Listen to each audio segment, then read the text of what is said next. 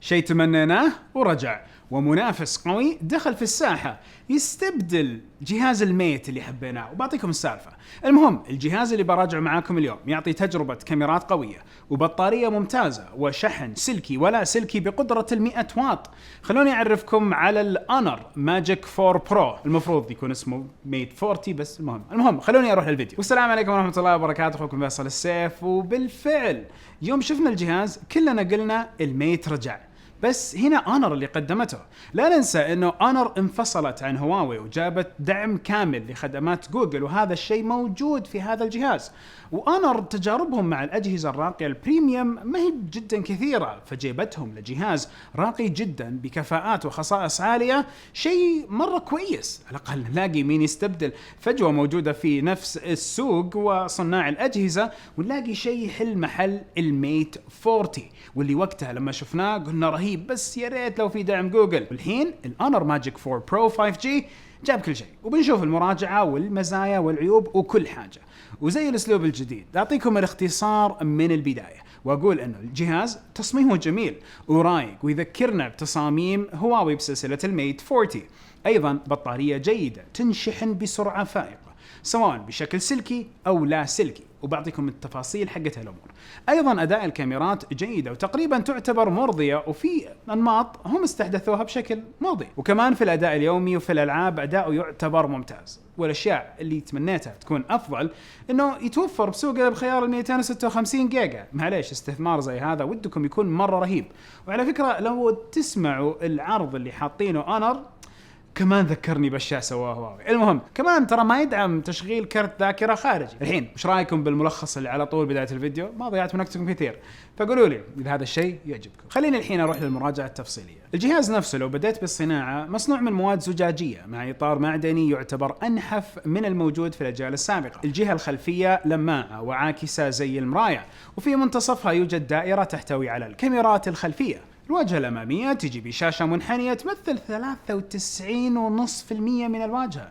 برضه تجي مع ثقب جاي بتصميم مستطيل يحتوي على الكاميرات الأمامية. الجوال مقاوم للماء والغبار بمعيار ال IP68، ومن ناحية السماكة فهي 9.15 ملم، تعتبر أسمك مقارنة بمنافسين آخرين.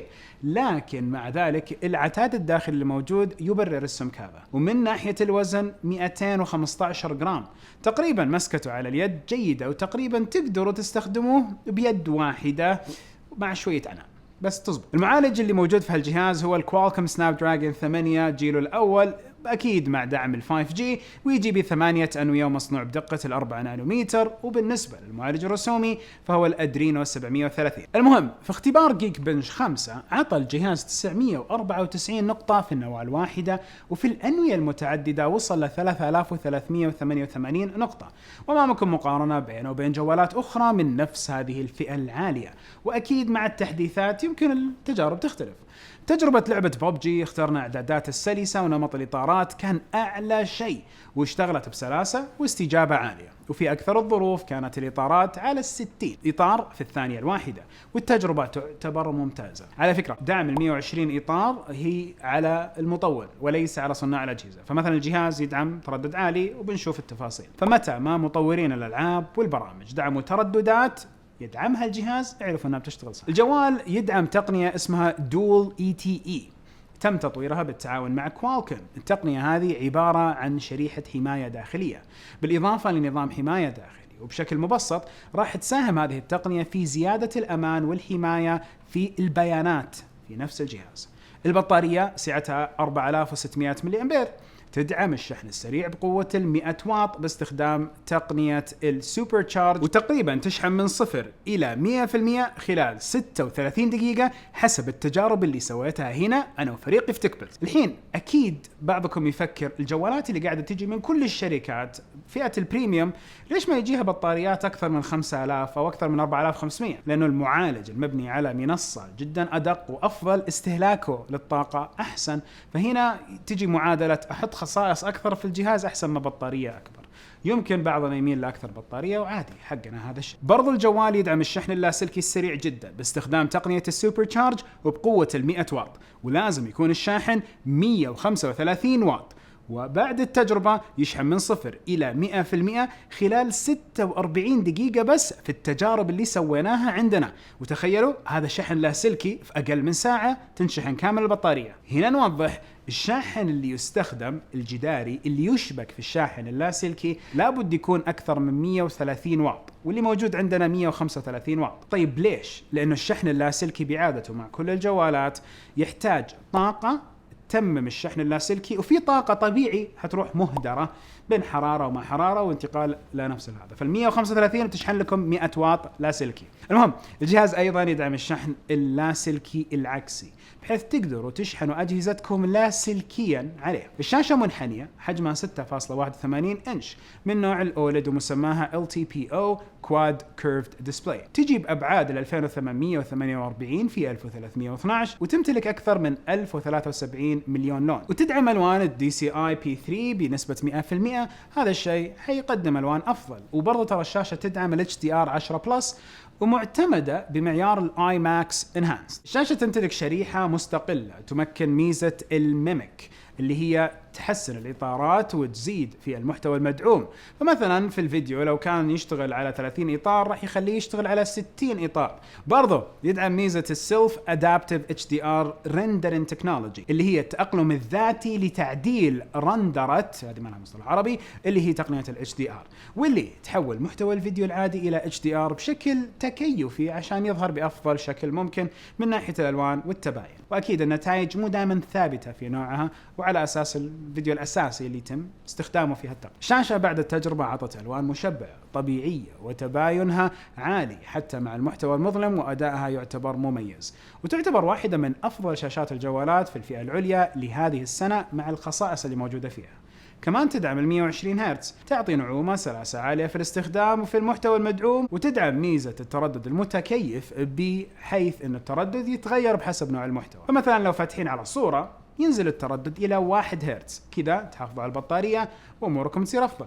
ولو تتصفحوا قوائم تلاقوا أنه ال 120 هرتز تعطيكم سلاسة في هذه القوائم، والألعاب على حسب دعمها من 60 ل 120. سبق وشفنا هذه التقنية مع شركات زي سامسونج وفيفو وغيرها من أيضا الشركات. بس هنا في ميزة إضافية اسمها PWM، تجي بتردد 1920 هرتز. بشكل مبسط الميزة هذه تساهم في تقليل إجهاد العين حتى في الإضاءة المنخفضة. وعشان أوضحها أكثر، تردد 1920 هرتز في ميزة ال PWM راح يخفف من الفليكر اللي هو نفس موجات الشاشة اللي تطلع مع الإضاءة اللي تجي في الشاشة، خصوصا في الأماكن اللي إضاءتها خافتة، وبالذات مع الشاشات اللي سطوعها يوصل ل 90 نتس. الشيء هذا راح يعطي راحة أكثر للعين أثناء استخدام الجوال في الغرف ذات الإضاءة الخافتة والمظلمة. وأكيد التجربة الممتدة خير برهان. الجهاز فيه كاميرات كثيرة، فلو رحنا للأونر ماجيك 4 برو اللي فيه 4 كاميرات خلفية، يدعم نظام تصوير الألترا فيوجن. هالتقنية من أونر تدعم التصوير باستخدام الذكاء الاصطناعي. المهم الكاميرات كالتالي: أساسية 50 ميجا بكسل، تمتلك مستشعر بحجم 1 على 1.56 إنش، هذا يكون كبير ويجي من سوني، وكونه كبير يسحب إضاءة أفضل ويحسن تجربة التصوير. الكاميرا الثانية عريضة جدا بدقة 50 ميجا بكسل، تدعم تصوير الماكرو. والثالثة مقربة بدقة 64 ميجا بكسل. والرابعة هي تقنية DTOF، مو Time of Flight TOF، لا، مستشعر DTOF يساهم في العمق والعزل. كونه DTOF يعطي ثبات أعلى في مسألة ارتداد نفس الصورة اللي قاعد ياخذها، العمق حق الارتداد، فبالتالي لو كانت في أجسام تعكس الإشارة، DTOF حيكون أداؤه أفضل من TOF، ونوعا ما مقارب جدا بتقنيات ال LTPO اللي موجودة في بعض أجهزة أبل. من ناحية الكاميرا الأمامية فهي بدقة 12 ميجا بكسل، تمتلك مستشعرات 3D كمان عشان يساهم في عمق الصورة. الحين التجارب خير برهان على أداء هالتقنيات الكثيرة. فالعدسة الأساسية عطت جودة تصوير ممتازة ومتوازنة في سحب الإضاءة، وما شاء الله شايفين الأمثلة. والألوان فيها مائلة للحرارة، ومستوى التباين وتشبع الألوان نتائجه مرضية، ومجملا أدائها يعتبر ممتاز. العدسة العريضة جدا تعطي زاوية 122 درجة، التفاصيل جيدة جدا، والألوان هنا أبرد من العدسة الأساسية، وممكن تتغير بحسب الظروف، وهالشيء يعتمد على نظام معالجة الصورة. بشكل عام الأداء يعتبر مرضي. في تصوير البورتريه يقدم عزل وتخبيش ممتاز للعناصر، هذا بسبب كفاءة سحب الإضاءة في العدسة، وبشكل عام أداها في التصوير حق البورتريه سواء للأشخاص أو العناصر يعتبر مرضي ويؤدي الغرض. العدسة المقربة تعطي تقريب حقيقي إلى 3.5 مرات، والنتائج والتفاصيل ممتازة. تدعم التقريب الهجين إلى 10 مرات بجودة أقل من التقريب الحقيقي، لكن النتائج جيدة إلى جيدة جدا. برضو تدعم التقريب الرقمي حتى 100 مرة. هنا الجودة بتقل كونه رقمي ما هو حقيقي، لأنه الرقمي يعتمد على البرمجيات. تصوير بنمط الليلي، سحب الإضاءة بشكل مرضي موجود هنا، حتى لو كانت شبه معدومة الإضاءة أحيانا تطلع تفاصيل، وأكيد الجودة بتقل، بس تعرفوا أنه الجوال قاعد يشوف. أيضا تصوير الفيديو بدقة ال 4K وال60 إطار في الثانية بجودة وتفاصيل جيدة جدا ومرضية. الاهتزاز ملاحظ نوعا ما، لكن يؤدي الغرض في الدقة العالية. أما الجوال فيدعم نمط تصوير اسمه فيلم. النمط هذا يمكن التصوير بدقة ال 4K وتقنية ال HDR 10+. يقدم مجموعة إعدادات تصوير داعمة لل HDR، وأيضا في نمط مدعوم اللي هو نمط تصوير الآي ماكس، وكأنه رو. هنا نعرف أنه الفيديو المخرج يمديكم تلونوه بطريقة صحيحة، واللي عندهم تصوير احترافي يقدروا يعتمدوا على هالتقنية عشان يجيهم ألوان تشبه الألوان المعتمدة في تقنيات الآي ماكس. هنا نفس التقنية حق تشغيل الصورة، حتعرفوا انه اللي تصوروه حتشوفوه بما يشابه الواقع على تقنية الاي ماكس. تجربة العدسة الأمامية عطت جودة جيدة والوان مشبعة، وكالعادة في تنعيم خفيف على البشرة.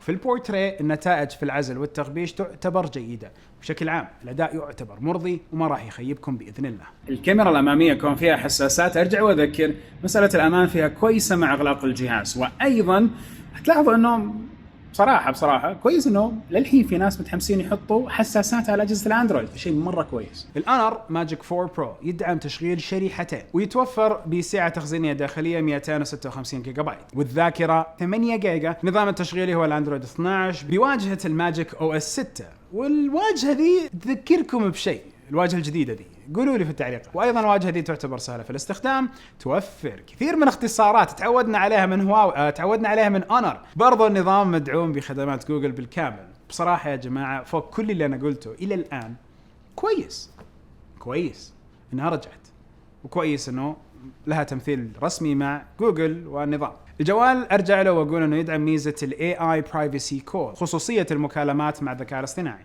هي باختصار تساهم في تقليل تسريب الصوت اثناء اجراء المكالمات. فيوم تمسكوا الجوال تقعدوا تسولفوا ويكون حولكم ناس مثلا في المصعد، تعرفوا انه تسريب الصوت يكون جدا قليل ويكون نوعا ما موجه لكم. انر ماجيك 4 برو يدعم البلوتوث 5.2 الواي فاي 6، ولازم عندكم راوتركم يكون واي فاي 6 للاستفاده القصوى من السرعه العاليه هذه، وايضا كل الواي فايات الاخرى تحت ال6 مليون. يدعم ال NFC بحيث انه تستخدموا وسائل الدفع مع الجهاز زي STC Pay ومحافظهم وغيرها. يدعم فتح القفل باستخدام البصمه المدمجه في الشاشه، وايضا ادائها مرضي. ويدعم فتح القفل باستخدام مستشعرات 3D الاماميه، ويعطي كفاءه وحمايه عاليه. قله ما شفنا اجهزه فيها مستشعرات اماميه، وما اقول لكم كالعاده لا تستخدموا الصوره، لا هنا اموركم طيب. انر ماجيك 4 برو يجيب سماعتين بنظام الستيريو مع دعم تقنيه DTS X Ultra ساوند افكت. بعد التجربة عطت نقاوة وجودة صوت جيدة ومرضية وتؤدي الغرض. الجهير والسبيكر كان أداهم برضو مرضي بشكل كويس. الصندوق في هذه النسخة في منطقتنا يجي فيها الجوال، غلاف جوال، شاحن سريع وكيبل شحن. والأونر ماجيك 4 برو يبدأ تقريبا ب 3999 ريال مع طلب المسبق، اللي راح يجيكم فيه هدايا ب 4044 ريال. طبعا من الهدايا الضمان وما الضمان، واللي ما تحتاجوا تسجلوه عن طريق اتصال فيهم، والاشياء العينيه تقريبا 3000 وشوي. فالفكره انه دخول انر الفئه العليا جاي لاول مره بتحدي جميل جدا طال انتظاره على السوق. اكيد التجارب ما زالت مستمره لكثير من الاجهزه، فانتم قولوا لي رايكم بهالجوال واختبروا مع اجهزه اخرى وش الاجهزه دي بتكون. نهايه الفيديو كل فيديو كانت تجربتي بالكامل لنفس الأونر ماجيك 4 برو مع دعم ال 5G، وأكيد دائما قيموا احتياجاتكم، وسبحانك اللهم وبحمدك أشهد أن لا إله إلا أنت أستغفرك وأتوب إليك. أشوفكم على خير بإذن الله.